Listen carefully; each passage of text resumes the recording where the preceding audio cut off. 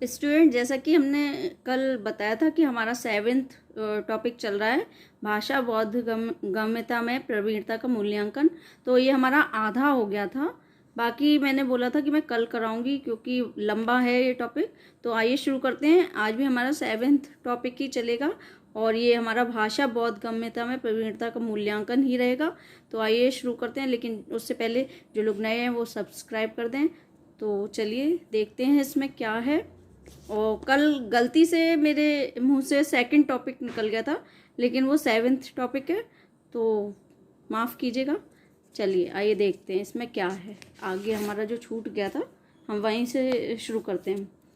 हम थे परीक्षा पर, ठीक है। देखते हैं इसमें क्या है। परीक्षा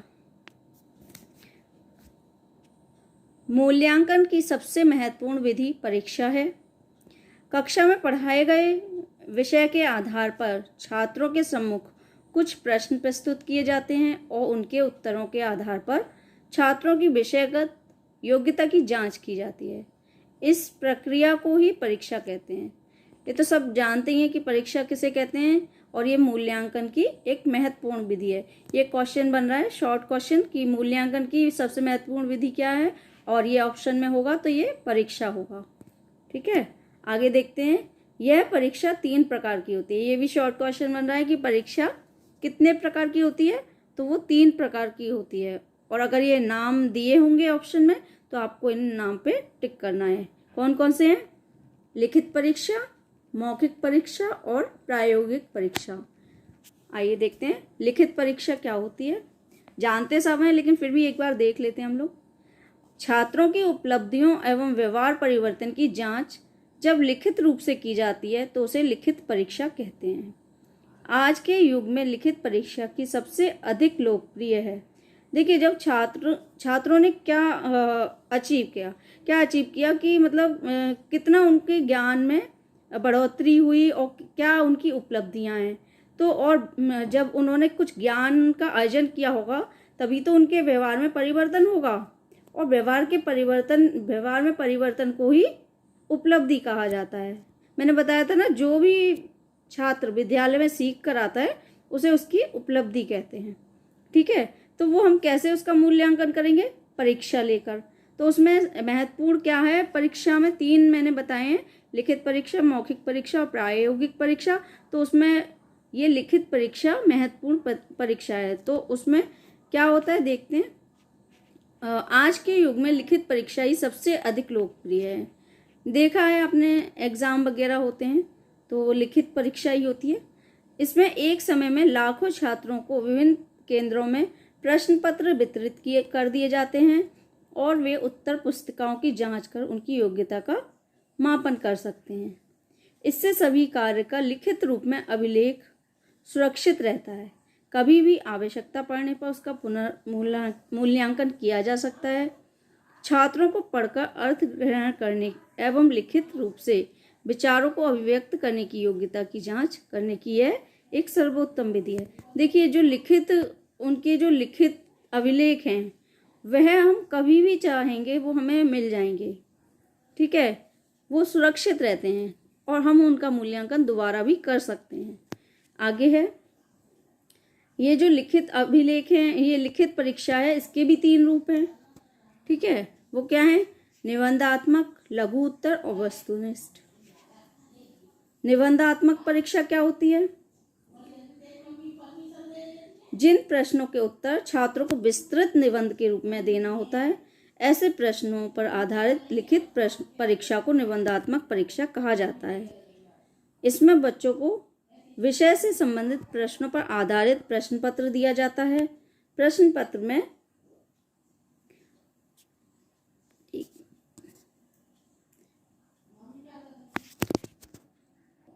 माफ़ कीजिएगा, फ़ोन आ रहा था तो वही उसे ही देखने लग गई थी। चलिए देखते हैं हम कहाँ पे थे हम। प्रश्न पत्र में 8, 9, 10 प्रश्न होते हैं। उनमें से छात्रों को 5-6 प्रश्नों का उत्तर एक निश्चित समयावधि में देना होता है।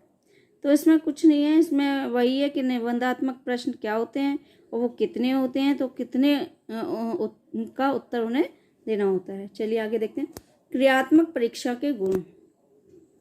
इस परीक्षा के द्वारा छात्रों की लिखित अभिव्यक्ति की योग्यता की जांच होती है।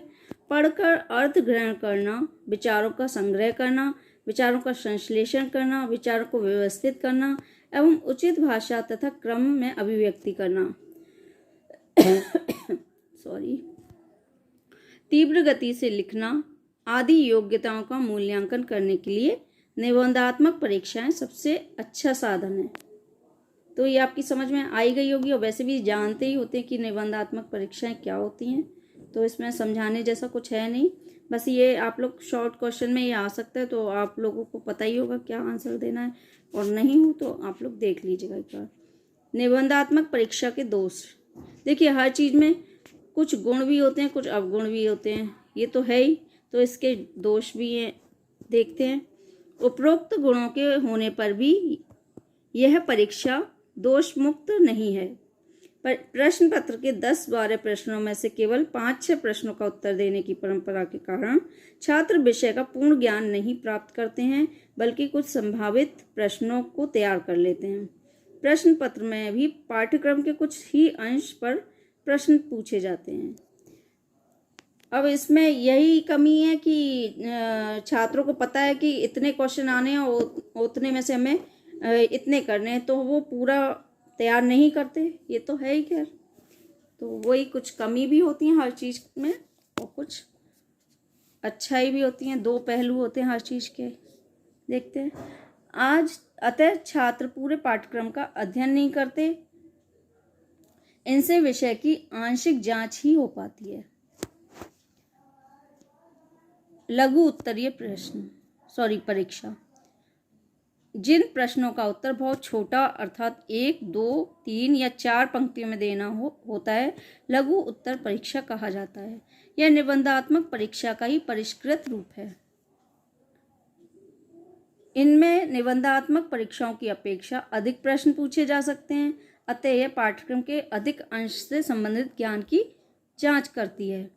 इनके उत्तर भी अपेक्षाकृत अधिक निश्चित होते हैं। इनमें छात्रों की बोध शक्ति तथा ज्ञान की जांच भी होती है। ये छात्रों की वाक्य रचना की योग्यता की जांच करने में भी सहायक है, परंतु ये ना तो छात्रों की तर्क, विचार और आदि मानसिक शक्तियों की जांच कर सकती है, और ना ही भाषा शैली एवं विचाराभिव्यक्ति की जांच भी पूरी तरह से करने में सक्षम होती है। तो ये भी उसी का छोटा रूप समझ लीजिए, लेकिन इसमें बस बिल्कुल ज़्यादा बड़ा नहीं लिखना है, बहुत शॉर्ट में लिखना होता है, तो ज़्यादा इसमें भाषा शैली कुछ मायने नहीं रखती। भाषा शैली का यूज़ नहीं हो पाता है ढंग से, क्योंकि फिर बढ़ जाता है, कंटेंट बहुत ज़्यादा हो जाता है। तो इसमें बस आंसर बहुत शॉर्ट में लिखना होता है, तो इसमें कुछ समझ तो आता है, लेकिन इसमें ज़्यादा विचार या मानसिक शक्ति की जांच नहीं हो सकती। आइए देखते हैं वस्तुनिष्ठ परीक्षा। जिन प्रश्नों के उत्तर किसी चिन्ह विशेष या 1-2 शब्द के द्वारा दिए जाते हैं, उन्हें वस्तुनिष्ठ परीक्षा कहते हैं। निबंधात्मक परीक्षा के दोषों को दूर करने की दृष्टि से इस परीक्षा का विकास किया गया है। प्रश्नों के उत्तर 1-2 शब्दों में होने के कारण इसमें कम समय में अधिक से अधिक प्रश्न पूछे जा सकते हैं। अतः प्रश्न पूरी पाठ्यचर्या से संबंधित होते हैं। छात्रों को विषय पूरी तरह से तैयार करना पड़ता है। विषय का कोई भी अंश छोड़ा नहीं जा सकता। इसमें प्रश्नों के उत्तर निश्चित होने के कारण हर परिस्थिति में परीक्षक को निश्चित अंक देने पड़ते हैं। अर्थात उत्तर सही है तो पूर्ण अंक और गलत है तो 0। प्रश्न के उत्तर की विषय वस्तु निश्चित होने के कारण इसे वस्तुनिष्ठ कहा जाता है। ये परीक्षाएं विश्वसनीय एवं प्रामाणिक होती हैं। इसके द्वारा बच्चों के ज्ञान की सही जांच होती है। देखिए, जो ऑब्जेक्टिव टाइप के जो टेस्ट होते हैं, वस्तुनिष्ठ परीक्षा, ये एक तरह से मुझे तो सही लगती है, क्योंकि इसमें क्या होता है, छात्रों को पूरी जो पाठ सामग्री है या जो भी उनका है कोर्स पूरा याद करना पड़ता है, क्योंकि इसमें सारा ही आ जाता है। और दूसरी बात, जो बच्चा पढ़ेगा वही इसे कर पाएगा। जो नहीं पढ़े तो एक तुक्का लगाने वाली जो चीज़ है, तो वो तुक्के कभी सफल नहीं होते। एक आध आपका तुक्का बैठ जाएगा, लेकिन सारे नहीं। वही चीज़ है कि आप जब पढ़े होंगे तभी बिल्कुल टू द पॉइंट आप लोग आंसर कर पाएंगे और वही सक्सेस हो पाएंगे। इसमें कहने का मतलब यही है कि इसमें तो मलाई मलाई अलग हो जाती है, बस वही जिसे आता होगा वही कर पाएगा, बस ये है। चलिए देखते हैं आगे। उपरोक्त गुणों के होने पर भी वस्तुनिष्ठ परीक्षा दोष मुक्त नहीं है। इसमें बच्चों की विचार, तर्क और आदि मानसिक शक्तियों, भाषा शैली का प्रयोग, विचारों की अभिव्यक्ति आदि की जांच नहीं हो पाती। ये तो केवल बच्चों की स्मरण शक्ति की ही जांच करती है। कभी कभी ये अनुमान कार्य को प्रोत्साहन देती है। वही चीज़ है कि इसमें हाँ, भाषा शैली और विचार, तर्क, मानसिक शक्तियों का इसमें जो प्रयोग है ही नहीं। अगर आंसर आते हैं तो वो बस टिक करना है, बाकी इसमें कुछ नहीं करना है। और नहीं आते तो कभी कभी एक आध तुक्के भी बैठ जाते हैं, तो इसमें कुछ कहा नहीं जा सकता। आगे है, वस्तुनिष्ठ परीक्षा पर पूरी तरह से निर्भर रहने की अपेक्षा निबंधात्मक एवं लघु उत्तर परीक्षाओं के साथ समन्वित करके इसका प्रयोग करना चाहिए। वस्तुतः प्रश्नों का निर्माण बड़ी सावधानी के साथ करना चाहिए। परस्पर विचार विमर्श एवं पर्याप्त अभ्यास के उपरांत ही इसका निर्माण किया जा सकता है। प्रश्नों की संख्या इतनी होनी चाहिए कि छात्र दिए गए समय में उनका उत्तर दे सकें। प्रश्न छात्रों के मानसिक स्तर के अनुकूल होने चाहिए। कुछ प्रश्न ऐसे हो जिनका उत्तर 5 से 10% तक असाधारण प्रतिभा के छात्र दे सकें। कुछ प्रश्न ऐसे हों जिनका उत्तर 40 से 65% तक सामान्य प्रतिभा के छात्र दे सकें, और कुछ प्रश्न ऐसे हों जिनका उत्तर सभी छात्र दे सकें। इससे सभी छात्रों की मानसिक क्षमता, योग्यता की आदि की जांच भी हो सकेगी।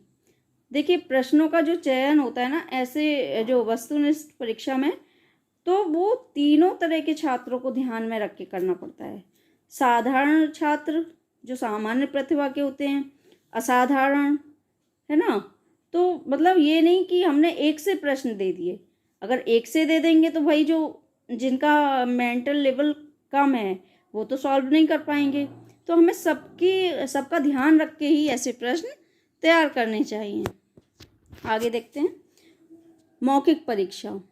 मौखिक रूप से छात्रों से प्रश्न पूछकर उनके उत्तर भी मौखिक रूप से ही देने को कहा जाता है। इसे ही मौखिक परीक्षा कहते हैं। हिंदी भाषा के मूल्यांकन में मौखिक परीक्षा का बहुत महत्व है, क्योंकि हिंदी भाषा शिक्षा में पढ़ने लिखने की योग्यता का विकास करने से पहले छात्रों को सुनकर विचार ग्रहण करने और बोलकर विचारों को अभिव्यक्त करने के योग्य बनाना भाषा की शिक्षा का प्रमुख उद्देश्य है।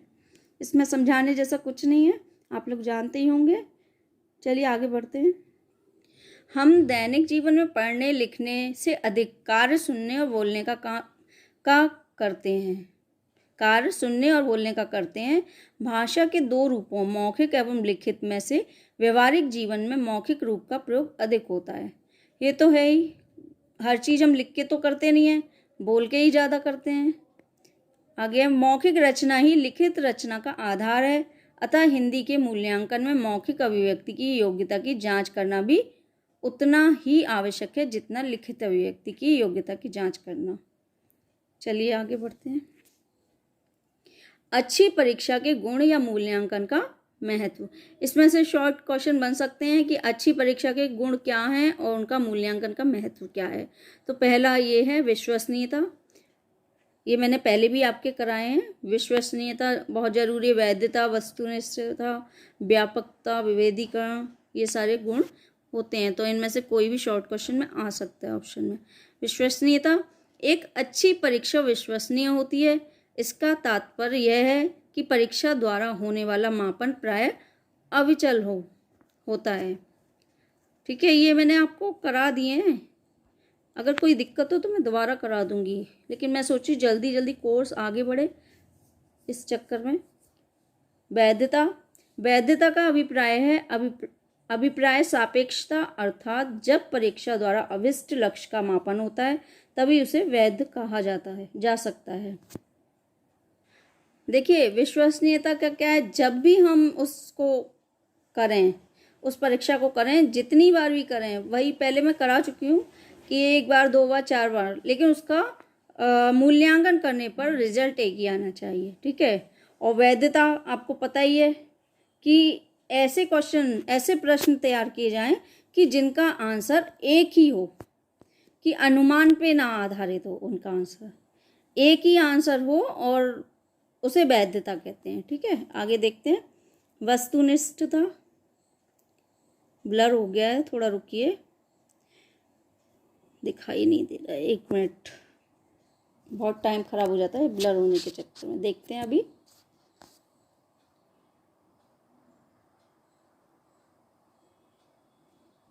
अंदाजे से पढ़ना पड़ेगा क्या? रुकिए जरा, नहीं तो गलत पढ़ दिया तो फिर सही नहीं रहेगा।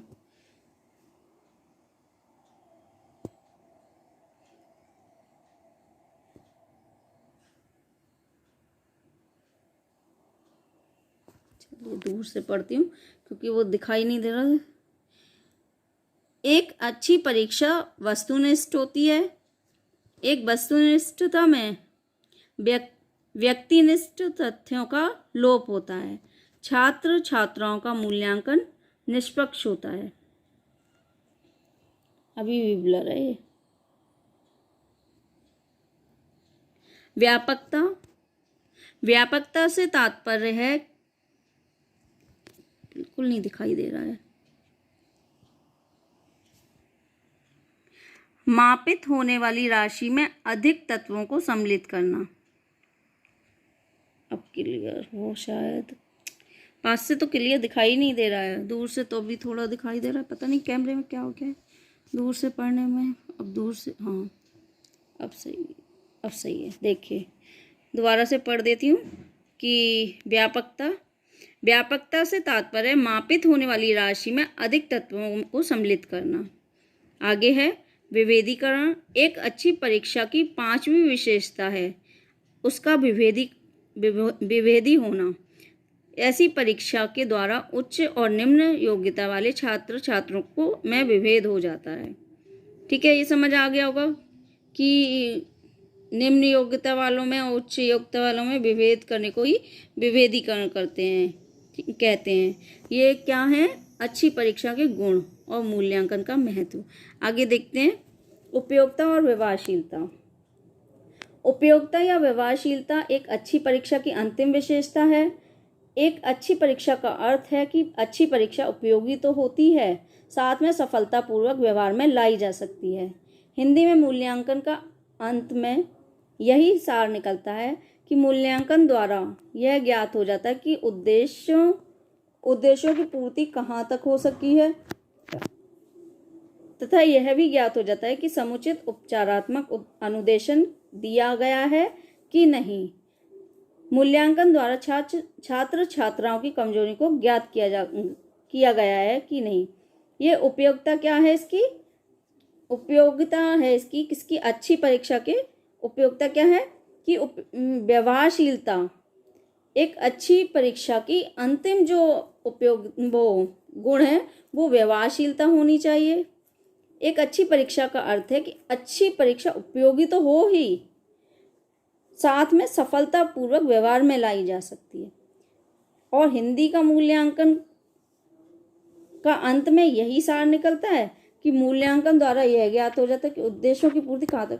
मतलब इसका ये जो मूल्यांकन से हमें क्या पता चलता है कि जिस उद्देश्य से हमने ये परीक्षा बनाई है वो उस उद्देश्य पर खरी उतरती है या नहीं, और जो हम चाहते थे कि हम उपचारात्मक अनुदेशन हम कर पाए या नहीं, मूल्यांकन ढंग से हो रहा है या नहीं, और छात्र छात्रों की कमजोरियां पता चल रही हैं या नहीं, ठीक है। ये मतलब हमारे जो हमने जिस उद्देश्य से, मतलब यही है कि हमने जिस उद्देश्य से यह परीक्षा तैयार की है वो उस उद्देश्य में पूरी खरी उतरती है या नहीं। आगे है प्रश्न पत्र निर्माण एवं ब्लूप्रिंट। प्रचलित शिक्षा प्रणाली में लिखित परीक्षा वह महत्वपूर्ण माध्यम है जिसमें उत्तीर्ण होकर विद्यार्थी कक्षा दर कक्षा आगे बढ़ते हैं। परीक्षा प्रश्न पत्रों के माध्यम से ली जाती है। प्रश्न पत्र भी विद्यार्थियों का मूल्यांकन निर्भर करता है। प्रश्न पत्र पर ही विद्यार्थियों का मूल्यांकन निर्भर करता है। अतः प्रश्न पत्र बनाने के पूर्व एक योजना तैयार करना अत्यंत आवश्यक है, जिसमें प्रश्नों का प्रकार, उद्देश्य, अंकों का अधिभार आदि सम्मिलित हैं। इसे ब्लूप्रिंट कहते हैं।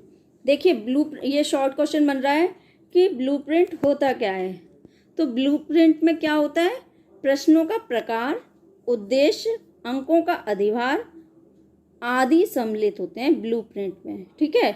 और क्या होता है, जब हम कोई भी परीक्षा तैयार करते हैं तो उससे पहले हम पूरी उसकी रणनीति तैयार करते हैं कि हमें किस तरह से इस परीक्षा को बनाना है, कितने प्रश्न उसमें रखने हैं, किस तरह के प्रश्न रखने हैं और प्रश्नों के लिए कितना हमें अंक देने हैं। तो ये सारा पहले से प्लानिंग करनी पड़ती है।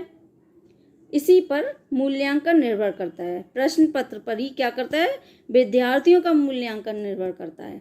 तो ये ही चीज़ इसमें बताया है। और ये शॉर्ट क्वेश्चन बन रहे हैं कि इसमें क्या क्या होता है, ब्लूप्रिंट क्या होता है, तो ये आप देख लीजिएगा। और ये सारा इसमें बताया कि क्यों प्रश्न पत्र तैयार किया जाता है और किस लिए। आगे देखते हैं। ब्लूप्रिंट बनाकर प्रश्न पत्र बनाने से सभी शैक्षिक उद्देश्य की पूर्ति करने वाले प्रश्न पत्र का निर्माण किया जा सकता है। इससे शिक्षक को यह स्पष्ट होता है कि किस इकाई से कितने अंक के कितने प्रश्न पूछने हैं तथा प्रत्येक इकाई को उचित अधिभार दिया जा सकता है। इस प्रकार त्रुटियों की संभावना नहीं है। एक एवं आदर्श प्रश्न पत्र बनता है। ब्लूप्रिंट में आवश्यकता अनुसार एवं पूर्व के परीक्षा परिणामों के आधार पर वांछित परिवर्तन किए जाते हैं। देखिए, जब हम कोई भी काम हम करेंगे तो बिना सोच के थोड़ी ना कर देंगे, और उसमें तो बहुत गलतियां होंगी और ना ही वो काम हमारा पूरा होगा। तो कोई भी जब हम प्रश्न पत्र ही बनाएंगे तो उसके लिए हमें बहुत सी तैयारी करनी पड़ती है। तो ये वही चीज़ बता रहे हैं कि उसे पहले सोचना पड़ता है कि हमें उसमें उसके अंदर क्या क्या रखना है, किस तरह से बनाना है और हमारा उद्देश्य क्या है, हम किस उद्देश्य को पाना चाह रहे हैं। तो ये सब हमें पहले से ही तैयार करना पड़ता है। तो उसी को ब्लूप्रिंट कहते हैं, जो हमारी एक तरह से रणनीति होती है कि परीक्षा पत्र बनाने की, तो उसी को ब्लूप्रिंट कहते हैं, प्री प्लानिंग। ओके, चलिए आगे देखते हैं। अच्छा प्रश्न पत्र बनाने के लिए संतुलित, ये देखिए फिर ब्लर हो गया, फिर पता नहीं क्या प्रॉब्लम हो जाती है, दिखाई देना बंद हो जाता है ब्लर होते ही। एक मिनट। अच्छा प्रश्न पत्र बनाने के लिए संतुलित ब्लूप्रिंट तैयार किया जाना अत्यंत आवश्यक है। इसके लिए नियोजन निर्धारित पाठ्यक्रम से लिया जाना चाहिए। ब्लूप्रिंट के निर्माण में ध्यान रखने योग्य बातें, ये भी शॉर्ट क्वेश्चन बन रहा है कि ब्लूप्रिंट के निर्माण में ध्यान रखने योग्य बातें कौन कौन सी हैं। तो इसका ऑप्शन में आ सकता है कोई भी। तो देखते हैं। प्रश्न के उद्देश्य, परीक्षा में पूछे जाने वाले कितने प्रश्न ज्ञानात्मक, कितने अवबोधात्मक, कितने कौशलात्मक अथवा कितने अनुप्रयोगात्मक होंगे, इनके लिए प्रतिशत द्वारा अंकों का निर्धारण पूर्णांक में होना चाहिए। ये समझ में आ ही गया होगा। प्रश्नों का आकार, पाठ्यक्रम से लेकर प्रत्येक के प्रश्न जैसे वस्तुनिष्ठ, अतिलघु, उत्तरीय प्रश्न पूछे जाने चाहिए। इसके लिए पहले प्रतिशत का निर्धारण, फिर कुल अंकों के प्रश्नों का निर्धारण करना चाहिए। प्रश्न पत्र को हल करने में संभावित समय, प्रश्न पत्र में प्रश्नों की व्यवस्था ऐसी हो कि विद्यार्थियों को प्रश्न पत्र पढ़ने एवं हल किए गए प्रश्नों के उत्तर पुनः जांचने का समय मिल सके। विषय वस्तु पर अधिभार, प्रत्येक इकाई की विषय वस्तु के महत्व के आधार पर अंकों का निर्धारण किया जाना चाहिए। प्रत्येक इकाई की विषय वस्तु के महत्व के आधार पर अंकों का निर्धारण किया जाना चाहिए, ठीक है। प्रश्नों का कठिनाई स्तर, सरल प्रश्न, सामान्य प्रश्न एवं कठिन प्रश्नों का प्रतिशत निश्चित करना चाहिए। विकल्प दिया जाना, यह पहले से निर्धारण कर लेना चाहिए कि किन प्रश्नों में आंतरिक विकल्प दिया जाना है। विकल्प वाले प्रश्नों में कठिनाई स्तर एवं प्रश्न का प्रकार समान होना चाहिए। प्रश्न पत्र का खंडों में विभाजन, शिक्षक स्वयं विवेक से प्रश्न पत्र में खंड निर्धारित कर सकते हैं, जैसे खंड अवस्तुनिष्ठ, खंड व अति लघु उत्तरीय एवं लघु उत्तरीय इत्यादि। यहाँ तक समझ आ गया होगा। किसी को कोई दिक्कत हो तो आप लोग कमेंट सेक्शन में मुझे बता सकते हैं, दोबारा एक्सप्लेन कर दूंगी। मैं आज ये टॉपिक ख़त्म करना चाह रही हूँ। आगे है परिणामों का विश्लेषण। देखिए शॉर्ट क्वेश्चन में मैंने बता दिया है कि ये इसकी ध्यान रखने योग्य बातें हैं, तो आप इसे देख लीजिएगा। आगे है परिणामों का विश्लेषण। उत्तर पुस्तिकाएं विद्यार्थियों का मूल्यांकन करने में एक विश्वसनीय माध्यम हैं। उत्तर पुस्तिकाओं के मूल्यांकन का उद्देश्य यह जानना होता है कि विद्यार्थियों द्वारा कौन कौन से प्रश्न अधूरे हल किए गए, कौन कौन से प्रश्न हल नहीं किए गए, ऐसे कौन से प्रश्न हैं जिन्हें अधिकांश विद्यार्थियों ने हल नहीं किया।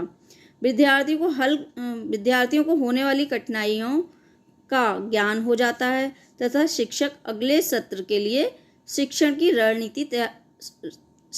रणनीति तैयार कर सकता है, जैसे किसी वस्तु पर अधिक ध्यान देना है और कौन सी शिक्षण विधि अपनानी है इत्यादि। देखिए जब परीक्षा लेते हैं तो उसका जो परिणाम आता है या रिजल्ट जो भी है मूल्यांकन करते हैं, फिर उनका विश्लेषण किया जाता है कि बच्चों की क्षमता क्या है और हमें किस तरह से उन्हें किस तरह के प्रश्न कराने हैं और किस तरह की पाठ्य सामग्री तैयार करनी है। तभी शिक्षक अगली रणनीति तैयार कर पाता है, उन्हीं का मूल्यांकन करने के बाद, परिणामों का विश्लेषण करने के बाद।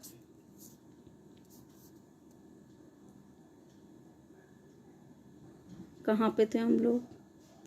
हाँ, उत्तर पुस्तिकाओं का सही मूल्यांकन अत्यंत आवश्यक है, क्योंकि इसी पर विद्यार्थियों का भविष्य निर्भर करता है। प्रश्नों के सही उत्तर के संबंध में आश्वस्त होने पर ही शिक्षक को मूल्यांकन का कार्य करना चाहिए। विद्यार्थी द्वारा किए गए उत्तर शब्दांश आदर्श उत्तर से नहीं मिलने की स्थिति में विद्यार्थी द्वारा लिखे गए उत्तरों का अर्थ भाव स्पष्ट होने पर भी अंक प्रदान किए जाने चाहिए। आदर्श उत्तर में दिए गए विभाजन के अनुसार उत्तरों पर अंक प्रदान किए जाने चाहिए। कई बार ऐसे प्रकरण में भी देखने को में आता है जब विद्यार्थी एक ही प्रश्न का उत्तर 2 बार दे देते हैं। मूल्यांकनकर्ता को सजगता पूर्वक उचित क्रमांक के प्रश्न वाले उत्तर पर अंक प्रदान करना चाहिए। उत्तर पुस्तिकाओं के विश्लेषण से कठिन विषयांश ज्ञात होते हैं तथा आगे की रणनीति बनाने में सहयोग मिलता है। देखिए जो ऑब्जेक्टिव है उसमें तो ऐसा कुछ होगा नहीं कि अगर मिलता जुलता उत्तर पे उन्होंने कर दिया, राइट कर दिया तो उसमें नंबर मिल जाए, क्योंकि उसमें तो एक ही सही रखते हैं। ठीक है, ये है जैसे लघु उत्तरीय प्रश्नों की बात हो रही है या वस्तुनिष्ठ प्रश्नों की बात, निबंधात्मक प्रश्नों की बात हो रही है, तो उसमें क्या होता है जैसे मिलते जुलते अंदाजे से बच्चे बना देते हैं, छात्र बना देते हैं, तो उसकी बात हो रही है। तो वहाँ अगर वो लोग उससे मिलता जुलता आंसर दे रहे हैं तो उस पर भी कुछ नंबर मिल जाते हैं। ठीक है, तो ये वही चीज़ बता रहे हैं। आगे है आदर्श उत्तरों की रचना। प्रश्न पत्र के निर्माण के साथ साथ आदर्श उत्तरों की रचना करना भी महत्वपूर्ण होता है।